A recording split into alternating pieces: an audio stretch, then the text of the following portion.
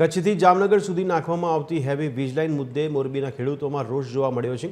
માળિયા મિયાણા તાલુકાના અનેક ગામોમાંથી પસાર થતી આ લાઇન બદલ ખેડૂતોએ યોગ્ય વળતરની માંગ સાથે જિલ્લા કલેક્ટરને આવેદનપત્ર પાઠવ્યું।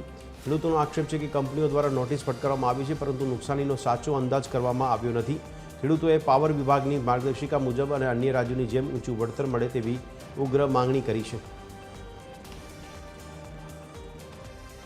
અને આ વિકાસની યાત્રામાં અમને વિકાસ થાય એમાં કોઈ વાંધો નથી, પણ ખેડૂતોને યોગ્ય વળતર મળે એ બાબતે સાહેબશ્રી પાસે આવેલા અને સાહેબે પણ હકારાત્મક જવાબ આપેલ છે અને આગળ વધારાનું વળતર ખેડૂતોને મળે એ માટેના પૂરા પ્રયત્નો સાહેબ પણ કરશે અને મંત્રીશ્રી પણ આપણા કરશે।